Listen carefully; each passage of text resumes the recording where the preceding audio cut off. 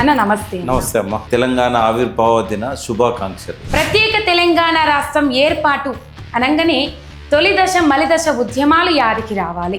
కానీ మీ MR media ద్వారా ఒక సాధారణ మహిళకు ఒక తుంటరి ఆంధ్ర అతనికి ఒక అమాయకపు తెలంగాణ పిల్ల నుంచి పెళ్లి చేస్తున్నాం. సోనియా గాంధీ లేకపోతే ఇచ్చేదేంది మేమే తెచ్చుకున్నామని చెప్పేసి అసెంబ్లీ రికార్డే ఉంది కదా. సోనియా గాంధీ ఆ పార్టీ బలోపేత వెనుక ఎవరెవరు ఉన్నారన్న? నేను ఒక్కరినే అంటే మాత్రం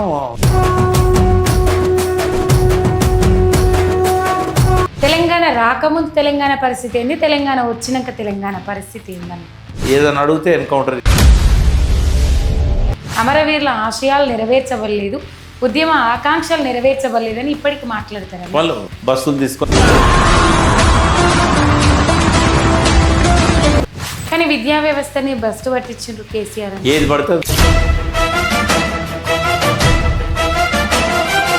ఉద్యమకారులను కేసీఆర్ పట్టించుకోలేదు, దూరం జరిపిండ్రు, అందుకని రెండు ముక్కలుగా జీలిపోయిందని ముచ్చట్లు వినబడతాయని తప్పమ్మా.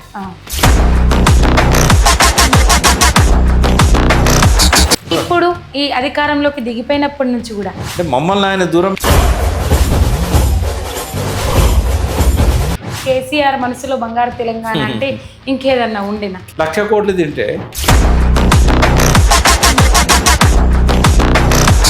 జై తెలంగాణ. జై తెలంగాణ. అందరికీ నమస్తే నొల్లా.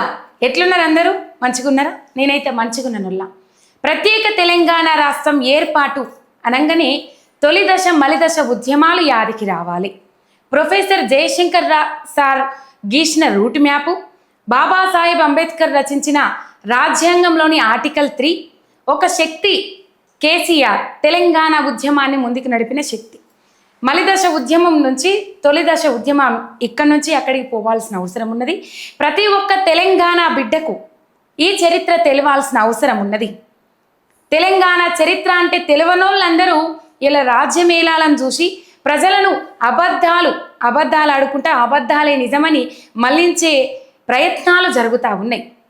తెలంగాణ ఉద్యమంలో కేసీఆర్ వెన్నంటే నడిచినోళ్ళు, తెలంగాణ ప్రతి అణువణువు తెలిసినోళ్ళు అనలిస్ట్ వి ప్రకాష్ అన్న ఉన్నారు. అన్నతోని మాట్లాడదాం. తెలంగాణ ఉద్యమ చరిత్ర మొత్తం, తెలంగాణ రాకముందు తెలంగాణ ఎట్లుండే, తెలంగాణ వచ్చిన తర్వాత తెలంగాణ ఎట్లుండే, ఈ అంశాలన్నీ అన్నతోని మాట్లాడిపించుకుందాం. అన్నకు వెల్కమ్ చేద్దాం. అన్న నమస్తే. నమస్తే అమ్మ. Welcome to MR media Telangana. అన్న థ్యాంక్ యూ అమ్మ.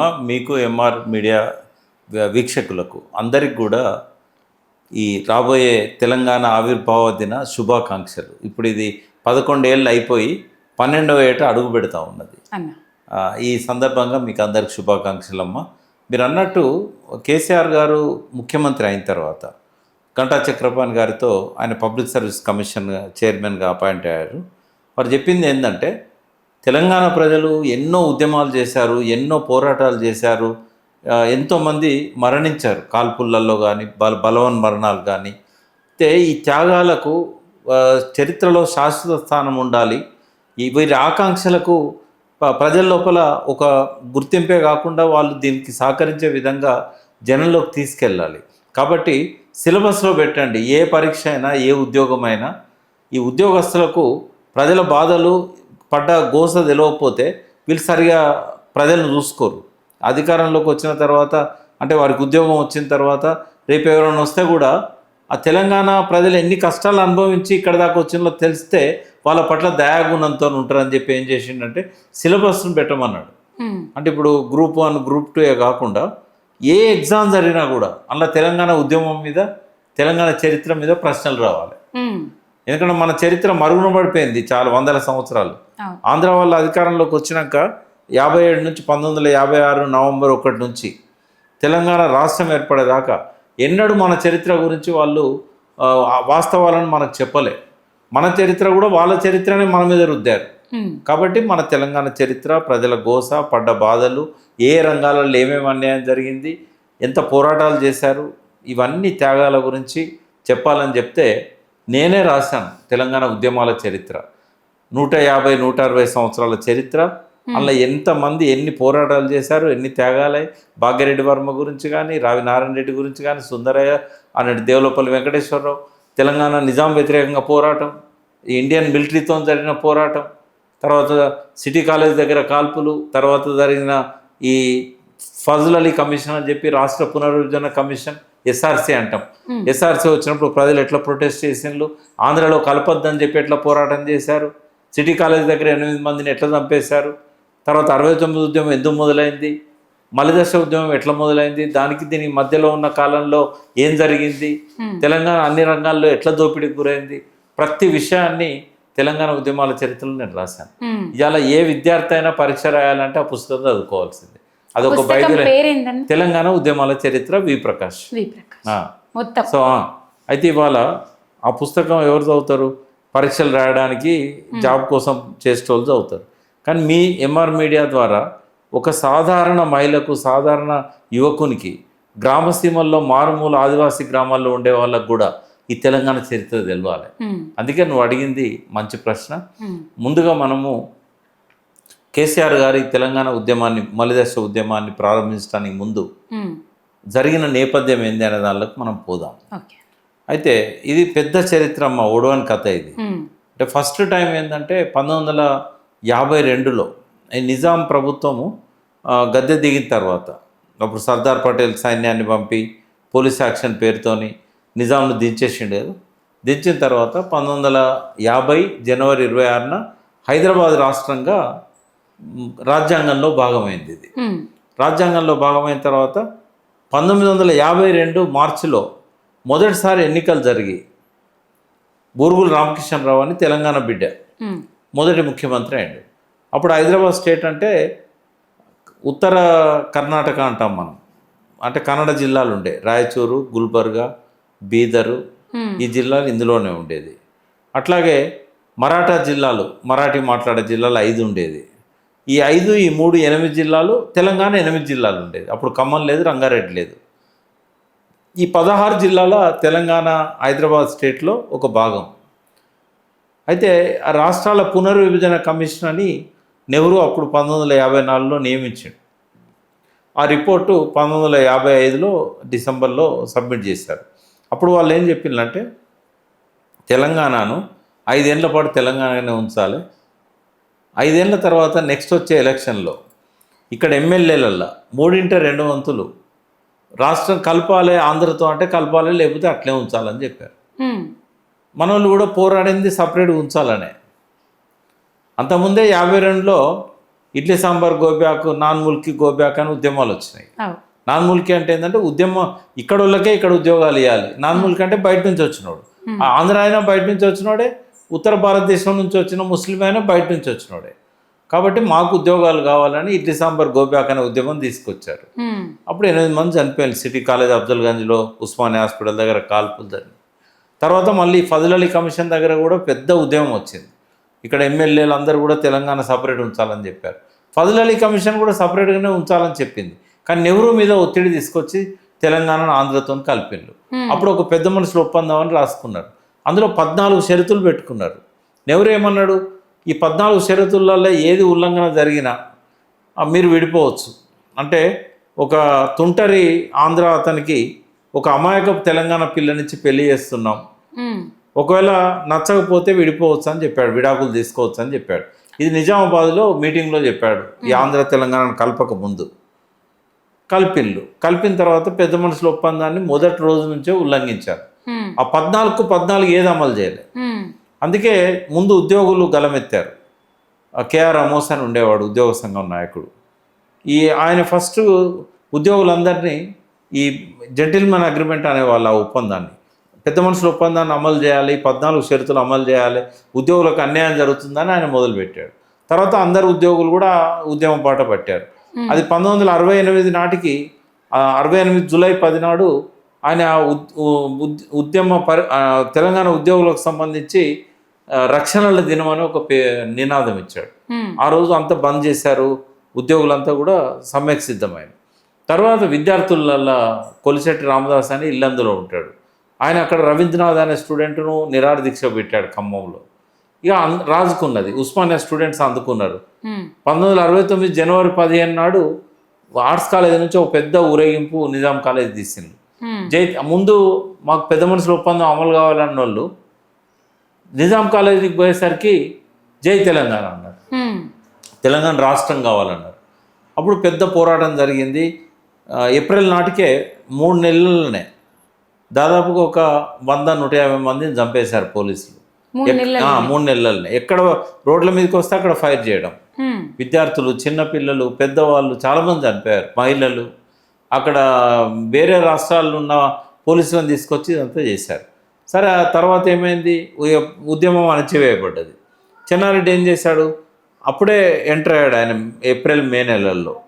ఎంటర్ అయ్యి దీన్ని రాజకీయ పద్ధతిలో తీసుకుపోవాలి అని రాజకీయ పార్టీ పెట్టాడు. తెలంగాణ ప్రజాసమితిని ఒక 1 ఇయర్లో రాజకీయ పార్టీగా మలిచాడు. ఎందుకు మలిచిండంటే ఉద్యమం లేకపోయినా కూడా 2 బై ఎలక్షన్లు వచ్చినాయి, ఖైరతాబాద్ ఒకటి, అక్కడ సిద్దిపేట ఒకటి. ఈ 2 ఎలక్షన్లలో కూడా తెలంగాణ ఆందోళన గెలిపించారు. అప్పుడు పార్టీ లేదు, అంటే తెలంగాణ సిద్ధాంతం పనిచేసింది, వాదం బాగా పనిచేసింది. ఉద్యమం లేకపోయినా ప్రజలు ఓట్లు వేస్తున్నారు. ఏ పార్టీ కాదు కదా, ఇండిపెండెంట్గా పెట్టినా తెలంగాణ అంటే వేస్తున్నారు. అప్పుడు చెన్నారెడ్డి ఏం చేసిండు, తెలంగాణ ప్రజాసమితి పెట్టిండు. పెట్టినాక 1971లో పార్లమెంట్ ఎన్నికలు వచ్చినాయి. అప్పుడు బంగ్లాదేశ్ యుద్ధం అయింది. బంగ్లాదేశ్ పాకిస్తాన్ మధ్య యుద్ధం అయితే మన ఇందిరాగాంధీ ప్రధానమంత్రి, ఆమె బంగ్లాదేశ్కు సపోర్ట్ చేసి విడగొట్టింది పాకిస్తాన్ బంగ్లాదేశ్. విడగొట్టిన తర్వాత ఆమెకు బాగా ప్రజాదరణ వచ్చింది. మొత్తము పార్లమెంట్లో 518 సీట్లు ఉంటే 352 సీట్లు ఒక్క ఇందిరాగాంధీ పార్టీకే వచ్చినాయి. అప్పుడు ఆ పార్టీ కూడా చెల్లింది, కాంగ్రెస్ పార్టీ. పెద్ద మనుషులు అంతా వెళ్ళిపోయాను, మొరార్జీ దేశాయ్, నీలం సంజయ్ రెడ్డిలు అంతా వెళ్ళిపోయాను, కామరాజ్ అని, నిజలింగప్ప అని, ఇందిరాగాంధీ సమకాలికులు, గురువులు వాళ్ళు అందరూ. ఒక దిక్కు పాత కాంగ్రెస్ అని పెట్టుకున్నా కూడా ఇందిరాగాంధీ ఆమె పేరుతో యుద్ధం వల్ల గెలిచింది, కేవలం బంగ్లాదేశ్ పాకిస్తాన్ యుద్ధం వల్ల. అయితే అంత మెజారిటీ దేశమంతా వచ్చింది కదా, తెలంగాణలో మాత్రం 14లో 10 చెన్నారెడ్డి తెలంగాణ ప్రజాసమితికి వచ్చింది. దేశమంతా ఒక దారి అయితే తెలంగాణ వల్ల తెలంగాణ దారి. అప్పుడేమైంది, ఇందిరాగాంధీ వెంకటస్వామి వీళ్ళందరినీ పట్టుకొని బలవంతంగా తెలంగాణ ప్రజాసమితిని కాంగ్రెస్లో విలీనం చేసుకున్నది. 369 మంది చనిపోయింది అప్పుడు ఆ పోరాటంలో. అయితే అణచివేయబడ్డది కాబట్టి తెలంగాణ యువకులల్లో ఆవేశము ఇదంతా వచ్చి వీళ్ళు ఏం చేశారు, ప్రభుత్వానికి వ్యతిరేకంగా ఇంత కష్టపడ్డ తెలంగాణ ఇవ్వలేదు, నాయకత్వాన్ని ప్రలోభపెట్టి ప్రజాసమితిని అలా కలుపుకున్నారు. అయితే అప్పుడు తప్పు చేసింది వేరే వాళ్ళు అయినా కూడా మొయ్యాల్సి వచ్చింది చెన్నారెడ్డి, ఎందుకంటే తెలంగాణ ప్రజాసమితికి అధ్యక్షుడు కాబట్టి. సో అట్లా జరిగింది. అది జరిగిన తర్వాత మళ్ళీ ఆంధ్రలో ఉద్యమం వచ్చింది, జయ ఆంధ్ర ఉద్యమం అని. ఎందుకంటే ఈ ముల్కీ అనేది ఏదైతే ఉన్నదో ఈ చట్ట విరుద్ధం అని అది వరకు కోర్టు తీర్పులు కొన్ని ఇచ్చినాయి. కానీ సుప్రీంకోర్టులో 5 జడ్జీల బెంచ్ 1972 అక్టోబర్లో ఈ సక్రమమే అని చెప్పింది, ముల్కీ సక్రమమే అని. పివి నరసింహారావు ముఖ్యమంత్రి ఉండే, బ్రహ్మానంద రెడ్డిని దించి పివి నరసింహారావుని పెట్టారు. ఎందుకు, ఈ ప్రజాసమితిని విలీనం చేసినందుకు. అది ఒక షరతు అన్నట్టు. అట్లా జరిగింది అది. అయితే ఆ ప్రజాసమితి పోయి జయాంధ్ర ఉద్యమం వచ్చినప్పుడు ఇక్కడ జై తెలంగాణ అని మళ్ళీ చెన్నారెడ్డి అన్నా కూడా ఆయన నమ్మలేదు జనం. సో అప్పుడే విలీనం చేసింది, ఇప్పుడు ఏం నిలబడరని. అప్పుడు రాష్ట్ర ప్రతిపాలన పెట్టారు పివి నరసింహారావుని దించి. తర్వాత ఇక ఆంధ్ర వాళ్ళ కోసం 6 సూత్రాల పథకం అని కూడా తీసుకొచ్చారు. తర్వాత సుప్రీంకోర్టు ముల్కీ రూల్స్ చెల్తాయని చెప్పినా కూడా దాన్ని రద్దు చేయించారు పార్లమెంట్లో చట్టం చేసి. సుప్రీంకోర్టు తీర్పును రద్దు చేయాలంటే పార్లమెంట్లో చట్టం చేయాలి, ముల్కీ రూల్స్ రద్దు అయిపోయినాయి. ఇక అట్లా అక్కడి నుంచి మళ్ళీ స్టార్ట్ అయింది.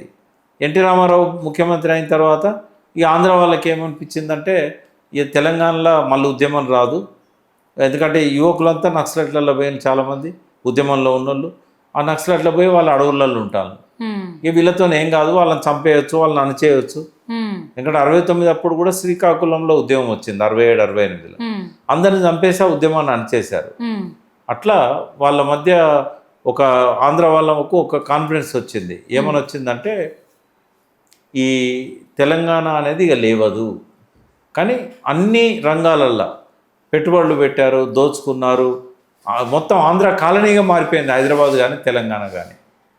ఇది జరిగిన తర్వాత అప్పటి ఉద్యమ నాయకులు ఉన్నారు కదా, పెద్ద మనుషులు, అలా కొంతమంది జర్నలిస్టులు ఉన్నారు, ప్రతాప్ కిషోర్, రఘువీర్ రావు, ఇట్లాంటి వాళ్ళంతా, కేశవరావు జాదవ్, జయశంకర్ సారు, ఆనందరావు తోట అని ఉండే ప్రొఫెసర్, వీళ్ళందరూ కూడా దీన్ని ఆదిరాజు వెంకటేశ్వరరావు గారు, భూపతి కృష్ణమూర్తి గారు, చాలామంది పేర్లు నేను మర్చిపోయినా కావచ్చు, బట్ వీళ్ళందరూ కూడా మళ్ళీ ఈ నిప్పు రాజేయడానికి మళ్ళీ మొదలుపెట్టారు.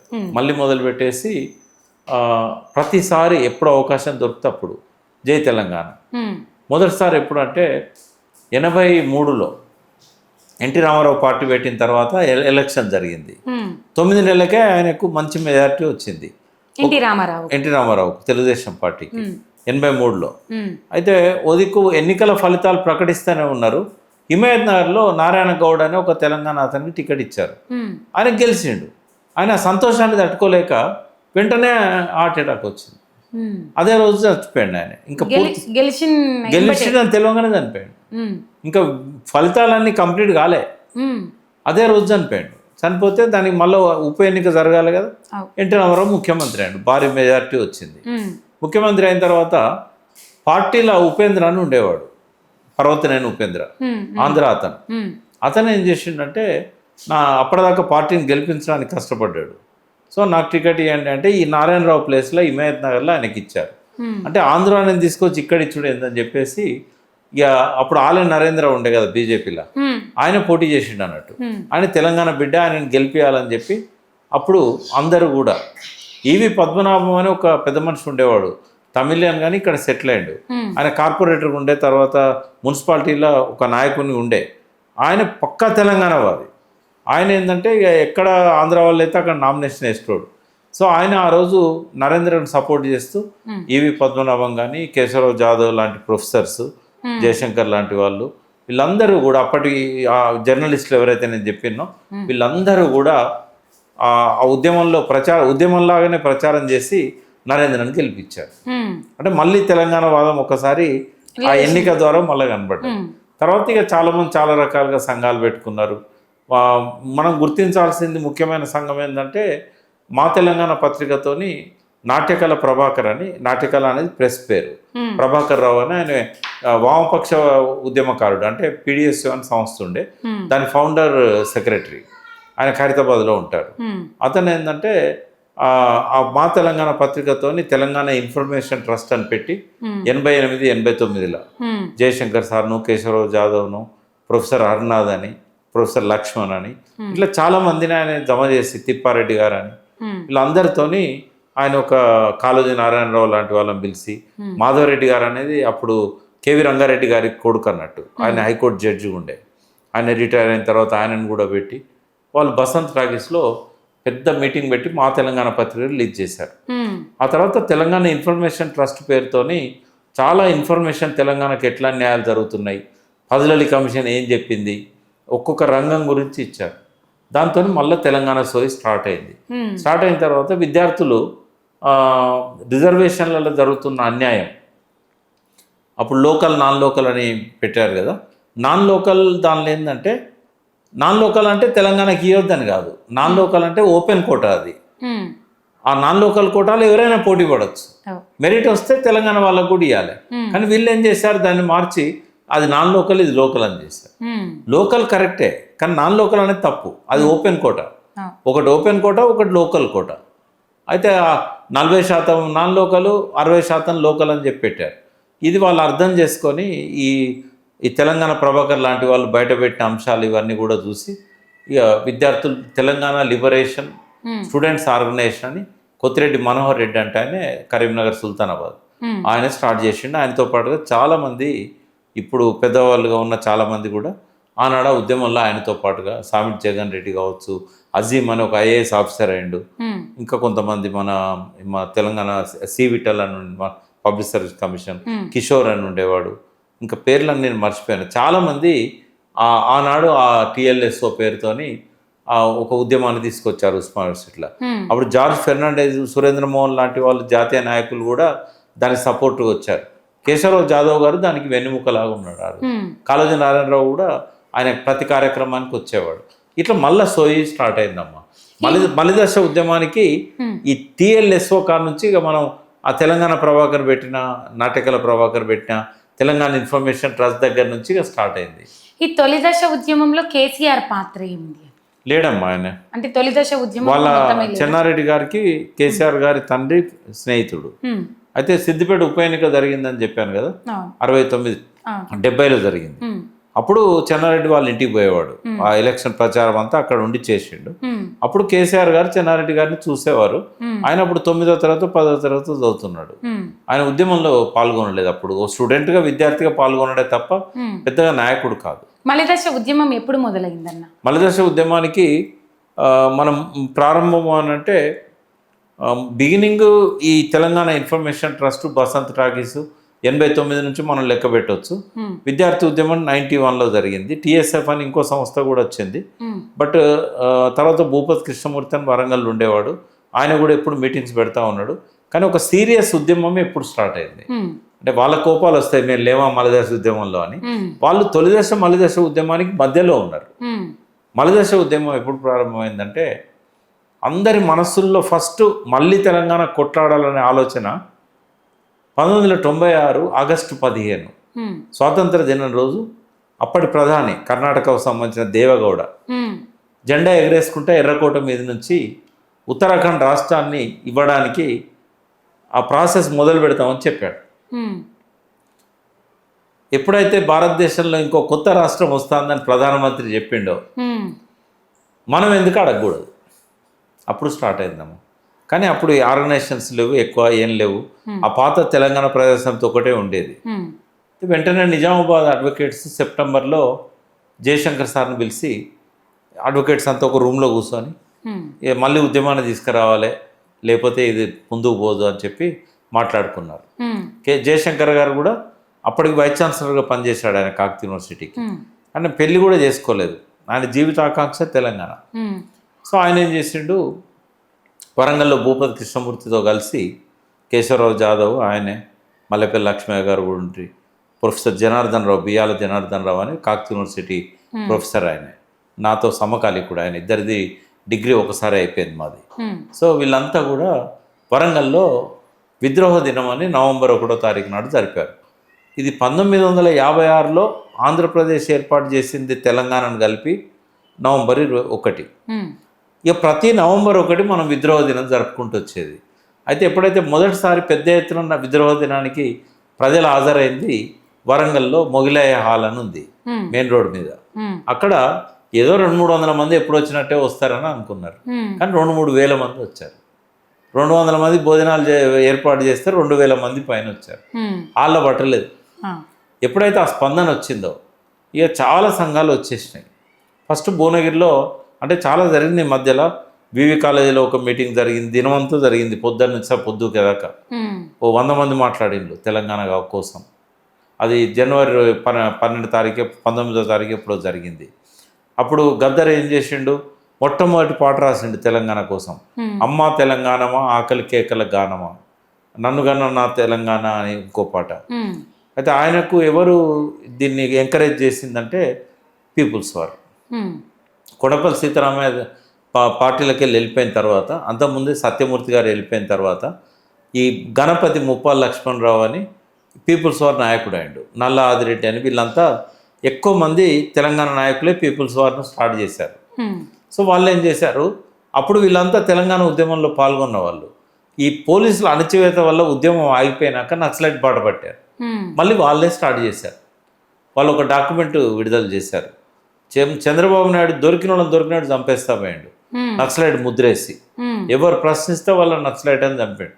ఆయన 95లో ముఖ్యమంత్రి అయ్యాడు, 95-96. ఉమ్, అక్కడి నుంచి ఆయన 2004 దాకా ఆయన చేతిలో కొన్ని వేల మంది చనిపోయారు ఆయన ప్రభుత్వ పాలన. ప్రశ్నించొద్దు, ఎవరు ప్రశ్నిస్తే ముద్రేసి చంపడం. ఉమ్, స్టూడెంట్స్ను కూడా చంపండి, అమాయకపు స్టూడెంట్స్ను.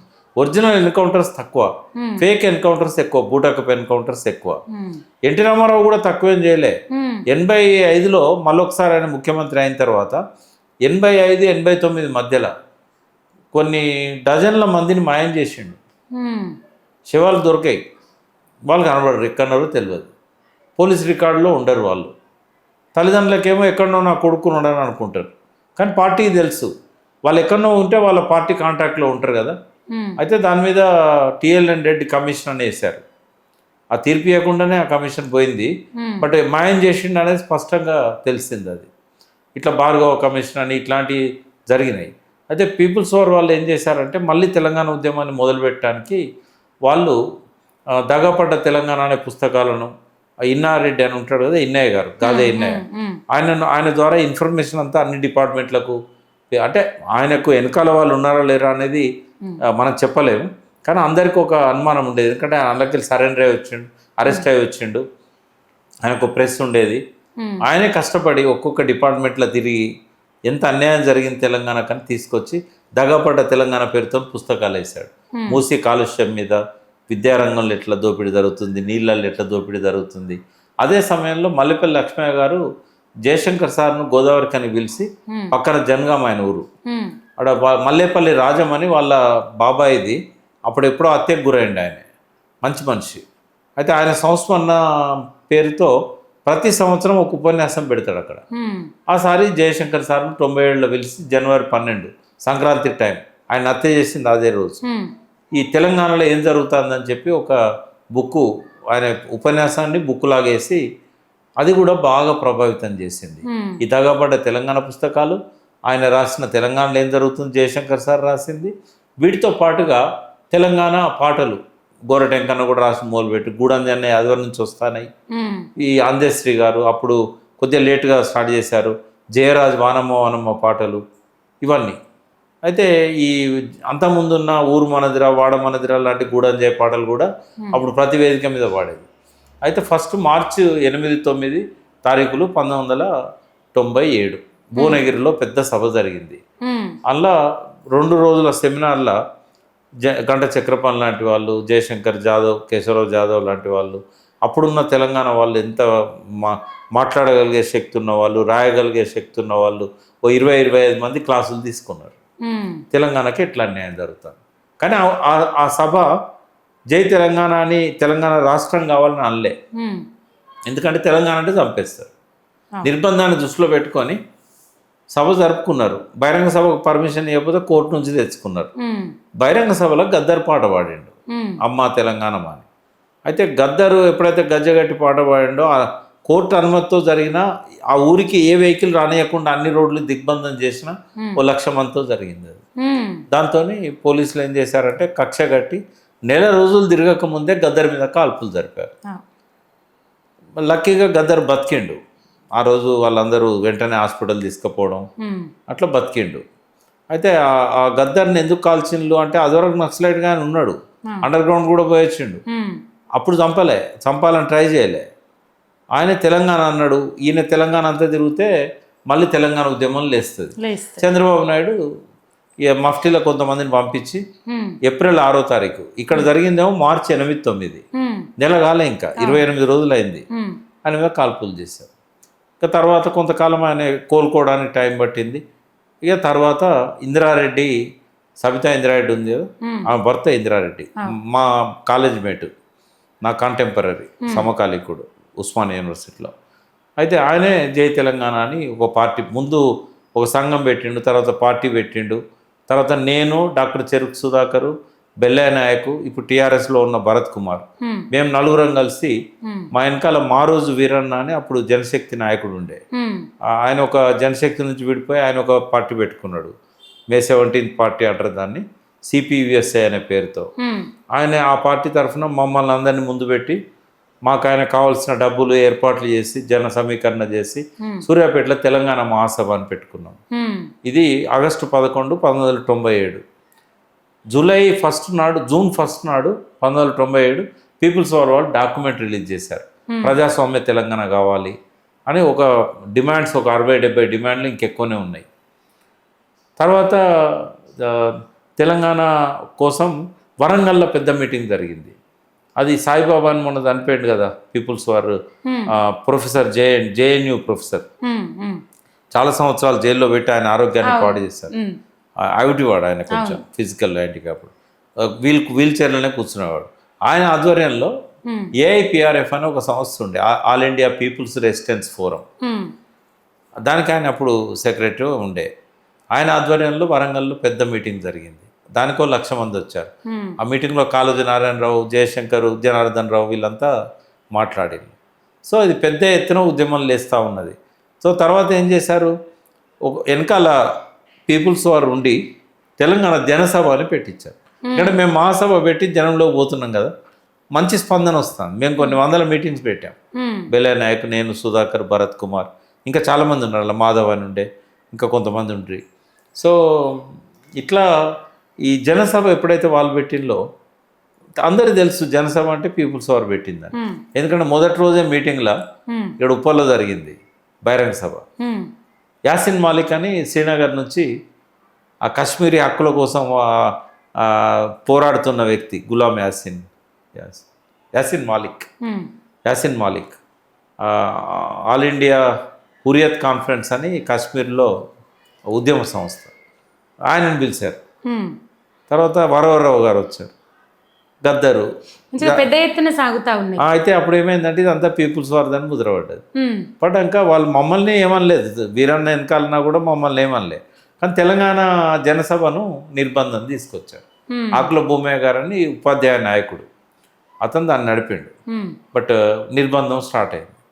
ఆ పాటలు పాడే బెల్లెల తక్కను చంపేసింది. తర్వాత వీరన్నను చంపేసింది, వెనకాల ఉన్నాడని. ఈ 99 మే నెలలో వీళ్ళిద్దరిని చంపారు, ఒక 10 రోజుల తేడాతో. మే 16 నాడు వీరన్నను చంపిళ్ళు, హైదరాబాద్లోకి వెళ్ళి ఎత్తుకపోయి మే 25 నాడు 24 నాడు బెల్లెలతను ముక్కలు నరికి అక్కడో ముక్కు ఇక్కడో ముక్కేసి. ఇక దాంతో కొంచెం తెలంగాణ ఉద్యమం స్తబ్దతకు గురైంది. ఎందుకంటే 99 వీరన్న బెల్లెలతో చంపిన తర్వాత ఆగస్టు ఎన్నికలు జరిగినాయి. మళ్ళీ చంద్రబాబు నాయుడు మళ్ళీ వచ్చిండు అధికారంలో. ఎందుకు వచ్చిండు, తెలంగాణ ప్రజలు ఇష్టపడలే ఆయన. కానీ కార్గిల్ వార్ జరిగింది, అప్పుడు బీజేపీతో పొత్తు కలిసిండు. ఆ వాజ్పేయికి ఇమేజ్ ఉండే కదా. అయితే వీళ్ళిద్దరు కలిసి పొత్తు కలిసే వరకు వాళ్ళ వల్ల వీడు మళ్ళీ గెలిచిండు. వీడు చంపేస్తాడు అందరినీ అని అందరికి ఒక భయం స్టార్ట్ అయింది. బతకనియాడు, ఇప్పటికే చాలా మందిని చంపిండు, కళాకారులను కూడా చంపిండు, 2-3. ఇక ఆ టైంలో మాకు ఒక రాజకీయ నాయకుడు లేనిది, ఒక రాజకీయ పార్టీ లేనిది, ఈ పర్మిషన్లు రావు, టార్గెట్ చేస్తాడు, చంపుతాడు అని చెప్పి జయశంకర్ సార్ ఏం చేసిండంటే, పొలిటీషియన్స్ని మనం ఎవరినైనా తీసుకురావాలి, ఆ రాజ్యాంగంలోని ఆర్టికల్ 3 ప్రకారం పార్లమెంట్లో బిల్ పెట్టాలంటే పార్టీ పెట్టకుండా కాదు. 69లో పార్టీ పెట్టలేదు, ముందు ఉద్యమం వచ్చిన తర్వాత పార్టీ పెట్టారు. ఆ తప్పు ఇప్పుడు చేయకూడదు అని చెప్పి ఒక 10-12 మంది నాయకుల దగ్గరికి నేను జయశంకర్ సార్ను, కేశవరావు జాదవ్ తీసుకుపోయాను. ఆ టైంలో ఒకటి మర్చిపోయాను నేను, ఈ మహాసభ పెట్టిన తర్వాత ఒక 20-25 సంఘాలు అయినాయి మాలాగా. తెలంగాణ ఐక్యవేదిక అని పెట్టి, ఐక్యవేదికలో స్టీరింగ్ కమిటీ అని పెట్టుకున్నాం. ఒక 12 మంది ఉంటిమే. అలా నేను, జయశంకర్ సారు, జాదవ్ గారు, బెల్లయ్య నాయకు, రాపోల్ ఆనంద్ భాస్కర్ ఎంపీ. కానీ ఆనంద్ భాస్కర్ కూడా తెలంగాణ ప్రగతి వేదిక అని పెట్టాడు మాకంటే ముందే. ఈ సంఘాలన్నిటికల్లా చోటిచ్చి మురళీధర్ దేశపాండే అని ఉండే, తర్వాత ఒక అడ్వకేట్ బీజేపీకి సంబంధించిన రాజవర్ధన్ రెడ్డి అని ఉండే, అందరికీ అవకాశం ఇచ్చినాం, లెఫ్ట్ రైట్ అందరికీ. 12 మందితోనూ స్టీరింగ్ కమిటీ వేసి కొండలక్ష్మణ్ బాపూజీ మమ్మల్ని పిలిచి జలదృశ్యంలో ఆయన ఇంట్లో మాకు ఆఫీస్ ఇచ్చాడు. అదే ఆఫీస్ తర్వాత బీఆర్ఎస్ ఆఫీస్ అయింది తర్వాత కాలంలో. తర్వాత కాలేజీలో ప్రొఫెసర్స్ ఉన్న సింహాద్రి గారు ప్రొఫెసర్, తర్వాత విశ్వేశ్వరరావు గారు, వీళ్ళు ఒక సెమినార్ పెట్టారు ఉస్మాన్ యూనివర్సిటీలో. మళ్ళీ 2 రోజులు 20-30 అంశాల మీద అందరు పేపర్లు సబ్మిట్ చేశారు. జయశంకర్ గారు ఎప్పుడు ఏం చెప్పేదంటే, అంబేద్కర్ గారితో సిద్ధాంతం ఉంది, బోధించు, సమీకరించు, పోరాడు. జయశంకర్ సార్ ఏమన్నాడు, భావజాల వ్యాప్తి, ఆందోళన, రాజకీయ ప్రక్రియ, అంటే పార్టీ పెట్టాల్సిందే. సో ఏ నాయకుడిని అడిగినా ఎవరు ముందుకు రాలేదమ్మా. చిన్నారెడ్డి గారు, ఇంద్రకరణ్ రెడ్డి గారు, ఇట్లా జనార్దన్ రెడ్డి గారు, పీజేఆర్ అని ఉండే, వీళ్ళందరినీ అడిగినాం మేము. అందరికి తెలంగాణ కావాలని ఉంది. కానీ ఆ రాజశేఖర రెడ్డి ఏమో అపోజిషన్ లీడర్, చంద్రబాబు నాయుడు ఏమో ముఖ్యమంత్రి. వీళ్ళు గెలవనిస్తారా, రానిస్తారా అని ఎవ్వరు ముందుకు రాలేదు. ఆ టైంలో కరెంటు, ప్రపంచ బ్యాంకు సంస్కరణలో భాగంగా కరెంటు మీటర్లు పెట్టాలి, కరెంటు బిల్లులు. అదివరకు ఎన్టీ రామారావు ఏం చేసిండు, ఈ మన కేసీఆర్ గారే భువనగిరి మాధవరెడ్డిని, హోమ్ మినిస్టర్ ఉండే కదా, ఇందిరారెడ్డిని, వీళ్ళందరినీ తీసుకొని ఎన్టీ రామారావు దగ్గర పోయి, మా తెలంగాణ రైతులకు కాలువల ద్వారా నీళ్ళు రావు, బోర్లు వేసుకుంటారు, వారంతరం వాళ్ళే డబ్బులు పెట్టి బోర్లు వేసుకుంటారు, అప్పులు చేస్తారు, వాళ్ళకు మీరు కరెంట్ బిల్లు కూడా వేస్తే వాళ్ళ వ్యవసాయం సాగదని చెప్తే స్లాబ్ సిస్టమ్ పెట్టండి. 3 HP వరకు 50 రూపాయలు, 5 HP కానీ అంతకంటే కొద్దిగా ఎక్కువ అయితే కూడా 100 రూపాయలు. ఏ మీటర్తో సంబంధం లేదు, మీటర్ లేదు, యూనిట్ లేవు. చంద్రబాబు నాయుడు ఏం చేసిండు, అది తీసేసి కరెంట్ బిల్ కట్టాల్సిందే అని చెప్తే కేసీఆర్ గారు అప్పుడు డిప్యూటీ స్పీకర్గా ఉన్నారు. అంతకుముందు గవర్నమెంట్లో ఫస్ట్ చంద్రబాబు నాయుడు గవర్నమెంట్లో రవాణా శాఖ మంత్రి. అంతకంటే ముందు ఎన్టీ రామారావు 2వ టర్మ్లో కరువు మంత్రిగా ఉన్నాడు 9 నెలలు. మళ్ళీ 4 సంవత్సరాలు రవాణా శాఖ మంత్రిగా ఉన్నాడు. 3వ టర్మ్ ఆయనకి ఇవ్వలే చంద్రబాబు నాయుడు మళ్ళీ గెలిచిన తర్వాత. ఆయన డిప్యూటీ స్పీకర్ ఇచ్చారు. ఆయన లోపల కూడా అసంతృప్తి రగిలిపోతూ ఉంది. ఈ రైతులకు ఎప్పుడైతే కరెంటు బిల్లులు విషయం పెట్టిండో అప్పుడు ప్రతిపక్షంలో 90 మంది ఉండే. అసెంబ్లీ అప్పుడు 275 సీట్లు కదా, 294 సీట్లు, 275 ఉన్నట్టున్నాయి అప్పుడు. అయితే ఈ అసెంబ్లీలో ప్రతిపక్ష నాయకులంతా రాజశేఖర రెడ్డి ఆధ్వర్యంలో ఎమ్మెల్యేలు అందరూ 90 మంది ఎమ్మెల్యే క్వార్టర్లో నిరాహార దీక్ష చేసింది. అప్పుడే బషీర్బాగ్ కాల్పులు జరిగినాయి. కాల్పుల్లో 3 చంపేశారు. 9 వామపక్ష పార్టీలు కరెంట్ ఛార్జీలను తగ్గాలని ఉపసంహరించుకోవాలని చెప్పి బషీర్బాగ్లో ఊరేగింపు తీస్తే చెలో అసెంబ్లీ ఆ నిజాం కాలేజ్ ముందట ఫైరింగ్ జరిగింది. చచ్చిపోయింది, 3 చచ్చిపోయింది. ముగ్గురేనా అన్న? 3 చనిపోయింది, చాలామంది గాయాలైనాయి. అప్పుడు కేసీఆర్ ఏం చేసిండంటే సెప్టెంబర్ 5వ తేదీ 2000 సంవత్సరం ఈ కాల్పు జరిగింది. 2000 సంవత్సరం ఆగస్టు 27, 28 ఆ టైంలో 28 ఓ వారం రోజుల తర్వాత నేను లెటర్ రాశాను. రాసి పత్రికలకు ఇచ్చారు.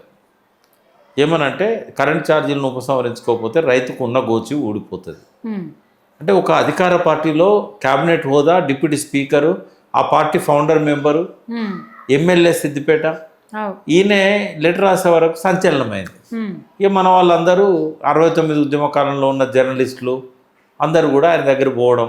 ఫస్ట్ పోయింది రఘువీర్రావు గారు, సంతపూర్ రఘువీర్రావు, ఆంధ్రభూమి జర్నలిస్ట్. ఇట్లా అయితే లాభం లేదు, తెలంగాణ కావాలని నువ్వు ముందుకు రమ్మని అడిగాడు. ఈ తెలంగాణ ఉద్యమానికి ఆ రోజు శుభారంభం అయింది. మళ్ళీ దశ తెలంగాణ ఉద్యమంలో 2వ దశ. మొదటి దశ మేమంతా చేసింది. ఎప్పుడైతే కేసీఆర్ వచ్చి పార్టీ పెట్టిండో 2001లో, ఈ పార్టీ పెట్టడానికి కూడా 6-7 నెలలు ఆయన బాగా చర్చలు చేశాడు. పార్టీ పేరు, పార్టీ గుర్తు, పార్టీ రంగు. అందులో ప్రధానంగా చర్చలలో పాల్గొన్న వాళ్ళల్లో ఇన్నయ్య గారు, గాదా ఇన్నయ్య గారు, నేను, మత్స్వనాచారి గారు, తర్వాత రెగ్యులర్ కూర్చున్నది మాతో పాటు బోయినపల్లి హనుమంతరావు గారు అని కేసీఆర్ గారి బ్రదర్ అవుతాడు, కజిన్. అట్నే మందుల వరలక్ష్మి అని ఇప్పుడు సంగారెడ్డి నుంచి ఉన్నది. అట్నే నిర్మల అని అప్పుడు ఉండే, ఇప్పుడు కూడా ఉన్నది ఆమె, మంచి కార్యకర్త. వీళ్ళందరూ కూడా ఏంటంటే కొంచెం తెలంగాణ కావాలని అనువున నింపుకున్న వాళ్ళు. మాతో పాటుగా ఇంకా నిమ్మ నరసింహారెడ్డి గారు అని సిద్దిపేటలో ఎమ్మెల్యేగా పోటీ చేశారు కేసీఆర్ మీద, బీజేపీ నుంచి. ఆయన కేసీఆర్ గారి దగ్గర తీసి సొంత అన్నలాగా ఆయన కాళ్ళకు కూడా దండం పెట్టేవాడు. ఆయన కొద్ది రోజులనే చనిపోయాడు పార్టీ పెట్టినాక. పెడతాడు. జయశంకర్ గారి కాళ్ళకు మొక్కేవాడు, ఎప్పుడు గురువులాగా భావించేవాడు. తర్వాత వాళ్ళ ఇంట్లో కొంతమంది ఆయన కంటే పెద్దవాళ్ళు ఉన్నారు కదా, బాలకిషన్ కాక, ఇంకా వీళ్ళు కొంతమందికి ఆయన పదాభివందన చేస్తారు. వాళ్ళ ఇంట్లో పెద్ద అక్కన వాళ్ళ పెద్ద ఆవిడ ఉంటుంది ఒక ఆమె కూడా పాదాభివందనం చేసేవాడు. సో ఇట్లా ఆయనకు అది ఉంది, గురువులను గౌరవించడం, పెద్దలను గౌరవించడం, దైవభక్తి అన్నీ ఉన్నాయి. అయితే అట్లా ఆ పార్టీ పెట్టే క్రమంలో జయశంకర్ గారు ఒక డైరెక్షన్ ఇస్తూ వచ్చేది. మాతో పాటు ఆయన పెద్ద మనిషిలాగా ఉండేవాడు. మేము రోజు కూర్చునేది. ఇక మత్స్వనాచారి గారు ఇక పేజీలు రాస్తూ ఉండేది. ఆయన చెప్తున్నప్పుడు, మేము మాట్లాడుకుంటున్నప్పుడు ఈ చర్చలు నడుస్తూ ఉండేది. అట్లా ఒక 7-8 నెలలు అయిన తర్వాత, మేమే కాదు, మేమే ఎప్పుడు ఉండేటోళ్ళం. కానీ నిరంజన్ రెడ్డి గారు కానీ, జగదీష్ రెడ్డి గారు కానీ, ఇప్పుడు పార్టీలో ఉన్న అప్పటి వాళ్ళు కొంతమంది, తర్వాత వరుసగా తెలంగాణలో పార్టీ పెట్టడానికి అందరిని అడిగిండు ఆయన. శ్రీధర్ బాబును, అప్పుడున్న ఎమ్మెల్యేలను అందరినీ కలిసి రమ్మని ఇన్వైట్ చేశాడు. కానీ వచ్చింది ఎవరు అంటే, ఫస్ట్ వచ్చింది ఒక పాపారావు గారు, సిరిసిల్ల ఎమ్మెల్యే, రేగులపాటి పాపారావు. ఆ రోజు ఎమ్మెల్యే ఆయన. అంటే కొంతకాలం తర్వాత వచ్చింది బీజేపీ కొత్తకోట రవీంద్రనాథ్ రెడ్డి గారు, మహబూబ్నగర్ జిల్లా. వాళ్ళిద్దరు ఎమ్మెల్యేలు ఆ పార్టీతో ఉన్నారు.